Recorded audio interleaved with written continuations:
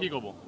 চাওক, আমাৰ বিশ্বাস অসমৰ জনসাধাৰণৰ ওপৰত আছে, কাৰণ অসমৰ ৰাইজে ৰাজ্যখনৰ বিকাশ বিচাৰিছে, উন্নয়ন বিচাৰিছে, দ্ৰুত উন্নয়ন, দুৰ্নীতিমুক্ত প্ৰশাসন।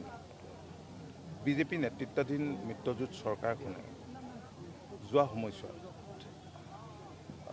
গুড গভৰ্নেন্স দিবৰ কাৰণে যিখিনি কৰিছে বা সকলো শ্ৰেণীৰ জনসাধাৰণৰ কাৰণে বিধৱা, বৃদ্ধ বৃদ্ধা, কৃষক, শ্ৰমিক, সকলো শ্ৰেণীৰ জনসাধাৰণৰ কাৰণে যিখিনি কৰিছে, আমাৰ দৃঢ় বিশ্বাস যে ৰাইজে অহা নিৰ্বাচনত পুনৰ বিজেপি নেতৃত্বাধীন মিত্ৰজোঁট চৰকাৰকেই ক্ষমতাত অধিষ্ঠিত কৰিব। মিত্ৰজোঁটে কালি সংবাদ মাধ্যমত কৈছে যে অৱগত 3গৰাকীকৈ বিধায়ক বিজেপিত যোগদান কৰিব। কোন কোন আচলতে বিধায়ক কেইজন? আপোনালোকে জানিব, আপোনালোকে এইবিলাক খুচৰি থাকে, সুধি থাকে, গতিকে আপোনালোকে তেওঁকে কৈ দিব। মই নাজানো, মোৰ কোনো বিধায়ক নাযায়, মই নাজানো। ইতিমধ্যে অসমত কেইবাটাও আঞ্চলিক দল জন্ম হৈছে আৰু আপোনালোকে এটা অভিযোগো আনিছে যে কংগ্ৰেছ আৰু AUDFৰ পৃষ্ঠপোষকতাতে এই দলসমূহ গঠন হৈছে। আচলতে কি ধৰণৰ কথাটো যে তেওঁলোকক সাৰ পানী যোগাইছে নেকি? চাওক, মই বাৰম্বাৰ এই কথাখিনি কৈ থাকিব বিচৰা নাই, কাৰণ এই কথাটো সকলোৱে এতিয়া গম পাইছে, এই কথাটো লুকাই থকা নাই। কাৰণ বদৰুদ্দিন আজমল চাহাবেও নিজে কৈছে যে মই এনেকুৱাবিলাক দলক পইচা দিব লাগে কৰিবৰ কাৰণে, কথাখিনি তেওঁ নিজে কৈছে। এতিয়া ৰাইজে, মই ভাবোঁ যে আমি যি অভূতপূৰ্ব সঁহাৰি বৰ্তমান সময়ত লাভ কৰিছোঁ, এইবিলাক হৈছে মূল কাৰণ। ৰাইজে যেতিয়া বুজিছে যে আচলতে অসম গণ পৰিষদ দলৰ বিৰুদ্ধে এটা ষড়যন্ত্ৰ চলিছে, কাৰণ অসম গণ পৰিষদ দলৰ বিৰুদ্ধে ষড়যন্ত্ৰ মানে অসমত আঞ্চলিকতাবাদ ধ্বংস কৰাৰ এটা ষড়যন্ত্ৰ। আৰু আঞ্চলিকতাবাদ বহুতৰ কোনোবাই দল নকৰিলেও মনৰ ভিতৰত তেনেকুৱা চিন্তা, তেনেকুৱা থাকে। গতিকে সেইকাৰণেই অসম গণ পৰিষদ দলৰ প্ৰতি মই ভাবোঁ যে আমি যি সঁহাৰি লাভ কৰিছোঁ, আৰু সেইকাৰণে আমাক ব্যাপক সঁহাৰি দিছে। আৰু আমি ৰাইজে গম পাইছে যে আমি যি কৰিছোঁ, আমি ৰাজ্যখনৰ স্বাৰ্থৰ কাৰণে, দহৰ হিতৰ কাৰণে আমি কৰিছোঁ।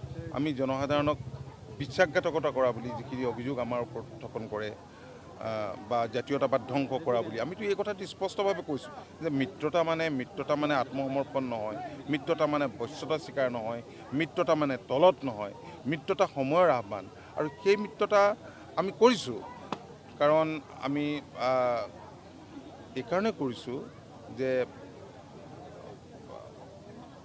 এয়া সময়ৰ আহ্বান, আৰু আমি ৰাজ্যখনক আগুৱাই লৈ যাব লাগিব। কাৰণ আমি চৰকাৰো কৰিছিলোঁ, চৰকাৰ গঠন কৰোঁতে আমি যিখিনি কাম আমি কৰিব নোৱাৰিলোঁ, সেই কামখিনি আমি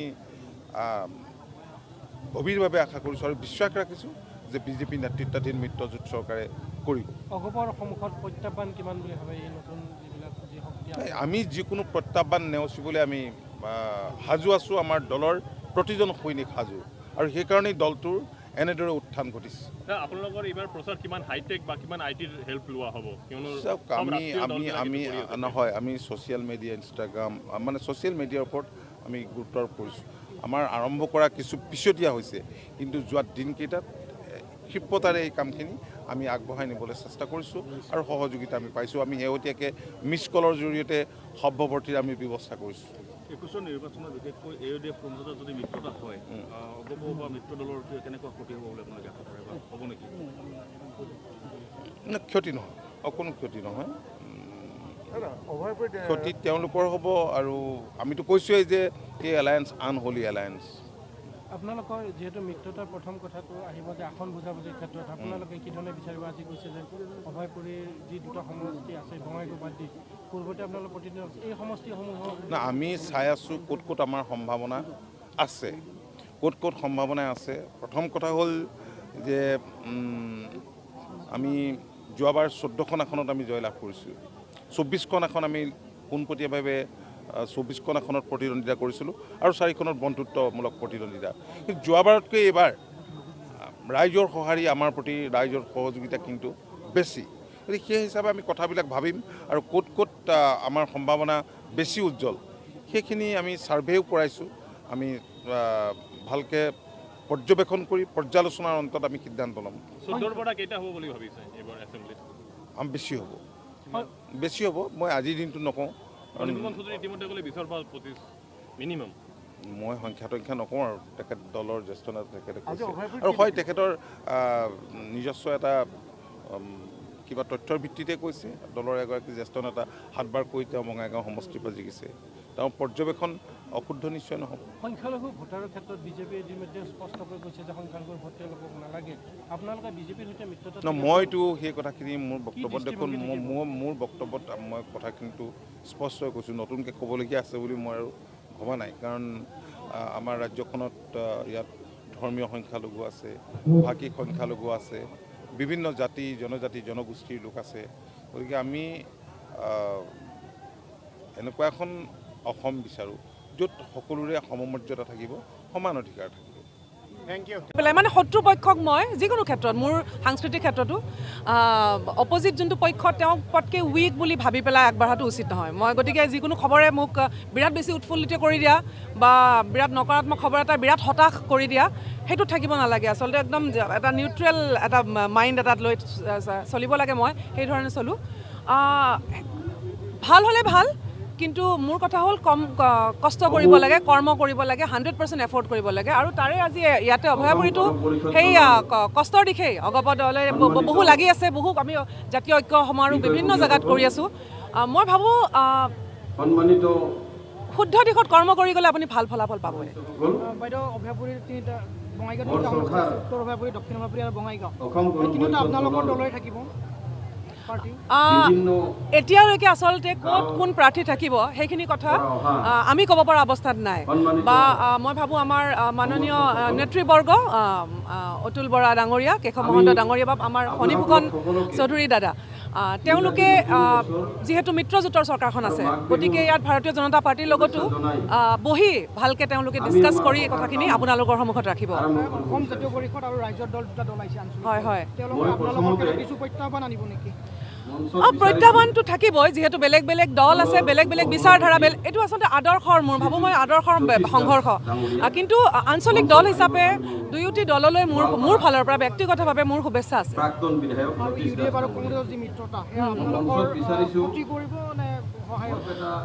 UDF আৰু কংগ্ৰেছে এইটো সহায় কৰাৰ প্ৰশ্নই নুঠে। আৰু মই ভাবোঁ AIUDF বিশেষকৈ সংখ্যালঘু বৰ্গক মই প্ৰত্যেক মঞ্চতে মই এইখিনিয়ে বুজাব চেষ্টা কৰিছোঁ যে AIUDF যোনটো বিচাৰধাৰা সেইটো কিন্তু বিশেষকৈ বংগদেশীয় মুছলমানসকলে এইখিনি কথা বুজা উচিত যে AIUDFৰ বিচাৰধাৰাৰ লগত যদি আপোনালোক থাকে, সদায় কিন্তু সন্দেহযুক্ত বাংলাদেশী নেকি এই কথাখিনিৰ লগত তেওঁলোক সদায় থাকি যাব। আৰু মূল সুঁতিৰ অসমীয়া সমাজলৈ যদি আহিব বিচাৰে যে অসমত আছোঁ আমি, বাংলাদেশী নহয় আমি অসমীয়া, এই কথাখিনি এই সমাজলৈ আহিবলৈ তেওঁলোক আমাৰ অগপ মূলধাৰাৰ যি আমাৰ অসম গণ পৰিষদ, য'ত আমি অসমীয়া ৰূপে সকলোকে গ্ৰহণ কৰিব বিচাৰিছোঁ, মাৰোৱাৰী, বিহাৰী, বঙালী সকলোকে।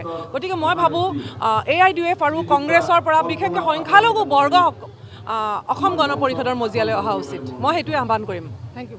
ইয়াত এখন অভূতপূৰ্ব সভা হৈছে, স্বতঃস্ফূৰ্ত ৰাইজৰ সহযোগ। এইবাৰ আমি এঘণ্টা বাইকত আহিছোঁ আৰু যথেষ্টখিনি ৰাইজৰ সঁহাৰি পাইছোঁ। আৰু এই সভাৰ যি থলী, এই সভাথলীত ইয়াত জনসমুদ্ৰ হৈছে আৰু সকলোৰে আমি আশীৰ্বাদ বিচাৰিম। অসম গণ পৰিষদ জিন্দাবাদ, অসম গণ পৰিষদ জিন্দাবাদ। ধন্যবাদ। দলৰ অক্টোবৰ মাহৰ পৰা আমি ৰাজ্যখনৰ বিভিন্ন ঠাইলৈ গৈছো আৰু যলৈকে গৈছো অভূতপূৰ্ব আমি সঁহাৰি লাভ কৰিছো। আৰু ইয়াত লুকাই থকা নাই, ইয়াত সকলোৱে দেখিছে। আৰু তথাপি একাংশ চকু চৰহাই এইখিনি নেদেখে। অসম গণ পৰিষদৰ পৰা মানুহ গৈছে বোলে বেলেগত যোগদান কৰিছে। অসম গণ পৰিষদ দলৰ ওপৰত বোলে মানুহৰ ভৰসা নাই। সেইবিলাক হৈছে কুকুৰিকণা। কুকুৰিকণা নহয়, আমাৰ সভাবিলাক দিনতহে হৈছে। এইবিলাক দিনত নেদেখা মানুহবিলাকক কি কয় মই নাজানো। ৰাতি যিবিলাকে দিনত দেখে ৰাতি নেদেখে সেইসকলক কুকুৰিকণা বুলি কোৱা হয়। হয়নে? আমাৰ সাহস বাঢ়িছে, আমাৰ কাম কৰাৰ উদ্যম বাঢ়িছে, কাৰণ ৰাইজৰ শক্তি আমাৰ শক্তি, ৰাইজেই আমাৰ শক্তি। ৰাইজৰ ওপৰত অগাধ বিশ্বাস আৰু আস্থা আমাৰ আছে, আৰু ৰাইজৰো হয়তো আমাৰ প্ৰতি বিশ্বাস আৰু আস্থা ঘূৰি আহিছে। অহাকালিলৈ ঢেৰেগাঁৱত জাতীয় ঐক্য সমাৰোহ অনুষ্ঠিত হ'ব। আমি আগুৱাই যাম আৰু আমি জয়ৰ মুখ দেখিম। আপোনালোকে জানে যে অসম গণ পৰিষদ দল অসম আন্দোলনৰ মাজেৰে সংগ্ৰামৰ মাজেৰে জন্ম পোৱা এটা দল, যিটো আন্দোলনত 860 জন শ্বহীদ হৈছিল। আমি শ্বহীদ ঘোষণা কৰিছিলো, শ্বহীদ ঘোষণা কৰিছিলো। সেইসকলক সেই সময়ৰ কংগ্ৰেছ চৰকাৰে হত্যা কৰিছিল, বিভিন্ন ধৰণৰ হত্যা কৰিছিল, হানি কুটি হত্যা কৰিছিল। আৰু আমাৰ জিলাতেই 7 জনক বান্ধি মেলি হত্যা কৰা হৈছিল, যাক সপ্তশ্বহীদ বুলি কোৱা হয়। বিভিন্ন জন বিভিন্ন ধৰণে নিৰ্যাতিত হৈছিল, আৰু তাৰ ফলশ্ৰুতিতেই ভাৰত চৰকাৰে, কেন্দ্ৰীয় চৰকাৰে সেই সময়ত আন্দোলনকাৰী নেতৃত্বৰ লগত এক চুক্তি কৰিবলৈ বাধ্য হৈছিল। কিন্তু চুক্তি কৰিলে, কিন্তু চুক্তি ৰূপায়ণৰ কাৰণে যিখিনি কেন্দ্ৰীয় চৰকাৰৰ কৰণীয় আছিল, বিভিন্ন দলৰ চৰকাৰ আহি গ'ল, কিন্তু কোনেও নকৰিলে। অসম গণ পৰিষদ দল ক্ষমতালৈ আহিছিল 85 চনত, অসম গণ পৰিষদ দল ক্ষমতালৈ আহিছিল 96 চনত। কিন্তু ৰাজ্য চৰকাৰৰ সীমাবদ্ধতাৰ কাৰণে, IMDT আইন থকাৰ কাৰণে, মূল ইছ্যুটোৰ ক্ষেত্ৰত বিদেশী নাগৰিক চিনাক্তকৰণ আৰু বহিষ্কৰণৰ ক্ষেত্ৰত আমাৰ চৰকাৰ সফল হ'ব নোৱাৰিলে। আৰু ৰাইজক অসম গণ পৰিষদৰ সেই সময়ৰ নেতৃত্বই সঠিকভাৱে হয়তো বুজাই দিবলৈ যাৰ ফলশ্ৰুতি তাৰ পিছৰ পৰ্যায়ত চেগা চুৰুকাকৈ ভাৰতীয় জনতা পাৰ্টিৰ লগত মিত্ৰতা হৈছিল। অসম গণ পৰিষদ দলে CPIৰ লগত মিত্ৰতা কৰি চৰকাৰ কৰিছে, CPMৰ লগত মিত্ৰতা কৰিছে। গতিকে অসম গণ পৰিষদ দলে কেৱল ভাৰতীয় জনতা পাৰ্টিৰ লগত মিত্ৰতা কৰিছে এনে নহয়। আজি বহুতেই আৰু বিশেষভাৱে যি পুনৰ কংগ্ৰেছ আৰু AIUDFক ক্ষমতাত আনিব বিচাৰে, সেইসকলে ব্যাপকভাৱে প্ৰচাৰ চলায় যে অসম গণ পৰিষদ দলে নিজৰ চৰিত্ৰ বিসঞ্জন দিলে। ৰাইজ অসম গণ পৰিষদ দল এটা ধৰ্ম নিৰপেক্ষ দল, এটা সাৰ্বজনীন দল, আৰু সেই যিটো চৰিত্ৰ, ধৰ্ম নিৰপেক্ষ চৰিত্ৰ, এই ধৰ্ম নিৰপেক্ষ চৰিত্ৰত আমি আচুৰ লাগিবলৈ আমি নিদিও আৰু নিদো। আপোনালোকে প্ৰত্যেকেই হাতে হাতে হাতুৰি লৈ বদৰুদ্দিনৰ এই তলছবি ভাঙিবলৈ আপোনালোক ভাবিব। বদৰুদ্দিনৰ তলছবি আপোনালোকে ভাঙিব লাগিব। কংগ্ৰেছৰ কটা হাতখন আপোনালোকে দলিয়াই দিব লাগিব।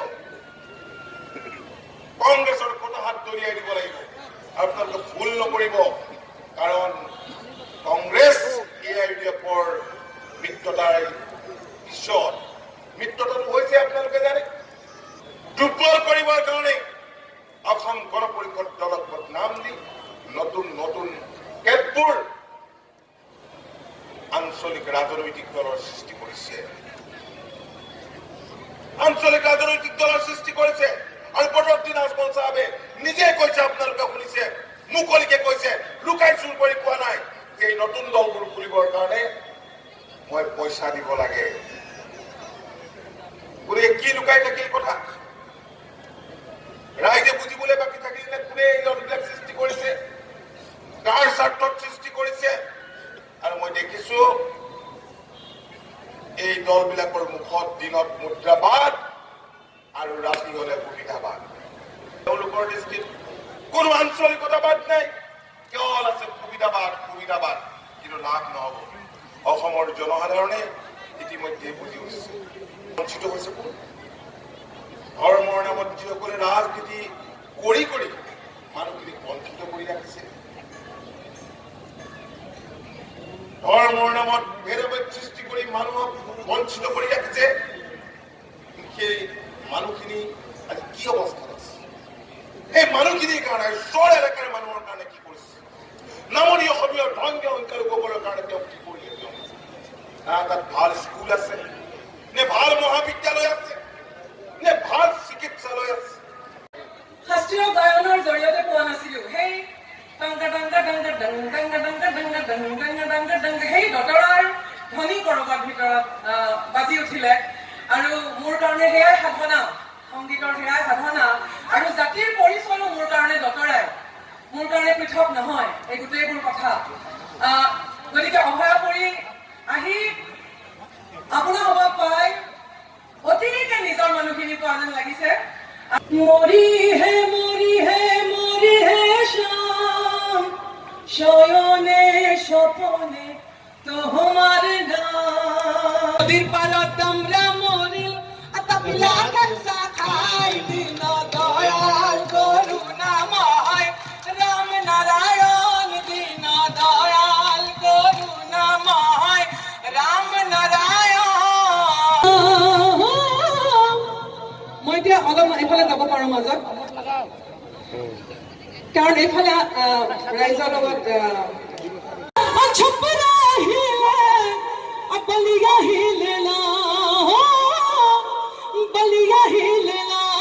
যাদৱ গুৰু আমাৰে লুকায়া সা দেখা নেদা, লুকায়া সা দেখা নেদা মনি কুটৰ ভিতৰে শংকৰ গুৰু আমাৰে সত্য যোগে ধ্যান শংকৰ গাঁও লগত সত্য যোগে ধ্যান শংকৰ গুৰু আমাৰে। ठहर ठहर ये सुहानी सी डगर जरा देखने दे देखन दे मन भर माए नैना बांधे रे। এই মঞ্চখনত আৰু ভালদৰে উৎসৱমুখৰ পৰিৱেশত আহিব পাৰো সেই দায়িত্বটো আপোনালোকৰ। জয় অসম, জয় অসম। বিভিন্ন বিধান পৰিষদৰ জাতীয়তাবাদী চিন্তাধাৰাৰে আমি ৰাইজৰ লগতে আছো। অসম গণ পৰিষদ দলৰ লগত আমি জড়িত হৈ আছো, আপোনালোকৰ দুখ দুৰ্গতিৰ লগত আমি আছো। গতিকে আজি এই জাতীয় ঐক্য সমাৰোহত আপোনালোকে ইয়াত আহি আমি সভাৰ কাম আৰম্ভ কৰিব খুজিছোঁ। মই প্ৰথমতে আমাৰ সভাপতি শ্ৰীযুত ত্ৰিনয়ন বৰুৱাক মই তেখেতৰ চমু শুভেচ্ছামূলক বক্তব্য ৰখাৰ কাৰণে মই তেওঁক অনুৰোধ কৰিছোঁ। মঞ্চত ভিতৰত যাব লাগিব, য'ত আইন হয়, য'ত উন্নয়নেৰ পুঁজি থাকে, য'ত কলম থাকে। মুছলমানসকলৰ প্ৰতিনিধি সময় হৈছে ভিতৰত সোমাবলৈ। আমাৰ অপশ্যন AGP, গতিকে মোৰ মা আমাৰ দলৰ সভাপতি মাননীয় অসমৰ জনসাধাৰণৰ স্বাৰ্থৰ প্ৰতি কাম কৰিব পৰা যায়, অসমৰ প্ৰকৃত আঞ্চলিকতাত আমি যাতে স্থাপন কৰিব পাৰোঁ তাৰ কাৰণে আমি সকলোৱে কাম কৰিব লাগিব। সেই আহ্বান আপোনালোক ৰাখিছোঁ। দলৰ সন্মানিত সভাপতি ডাঙৰীয়া, আমাৰ অভ্যৰ্থনা সমিতিৰ ফালৰ পৰা এখন ফুলাম গামোচাৰে সম্বৰ্ধনা জনাব। আমাৰ জ্যেষ্ঠ নেতা সাতগাঁৱৰ বিধায়ক মোহন চৌধুৰী ডাঙৰীয়াক সম্বৰ্ধনা জনাবৰ কাৰণে আমি অসম গণ পৰিষদ এটা আঞ্চলিক ৰাজনৈতিক দল। আমি ভাৰতীয় জনতা পাৰ্টিৰ লগত মিত্ৰতা স্থাপন কৰি 2016 চনৰ নিৰ্বাচনত 14খন আসন দখল কৰি আমি ভাৰতীয় জনতা পাৰ্টি মিত্ৰতাধীন চৰকাৰখনৰ অংশীদাৰ হৈ যোৱা 4.5 বছৰে আমি মন্ত্ৰীসভাত শাসকীয় দলৰ অংশীদাৰ হিচাপে আমি কাৰ্যনিৰ্বাহ কৰিছোঁ। অহা এপ্ৰিল মে মাহৰ নিৰ্বাচন আৰু এই এপ্ৰিল মে মাহৰ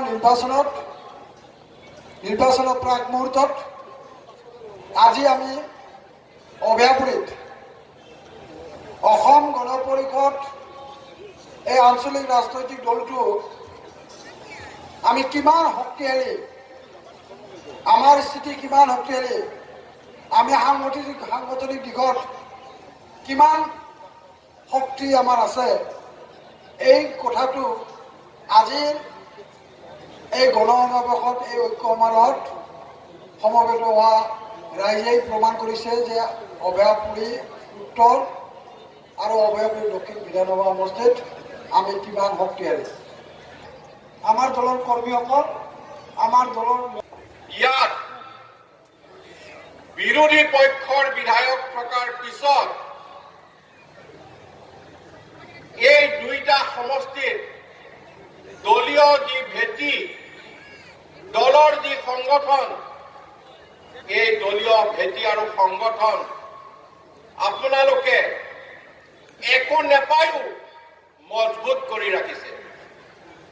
ই অসম গণ পৰিষদ দলৰ বাবে আজিৰ দিনটোত এটা ডাঙৰ সম্পদ, য'ত আমি বহু প্ৰত্যাহ্বানৰ সন্মুখীন হৈছো, ভিতৰে বাহিৰে। নতুন জাতীয়তাবাদে, ইফালে কংগ্ৰেছ, ইফালে UDF আৰু অন্যান্য সকলোৰে পৰা অহা যি প্ৰত্যাহ্বান, এই প্ৰত্যাহ্বান আপোনালোকে নেওচি আজিৰ দিনটোত ইয়াত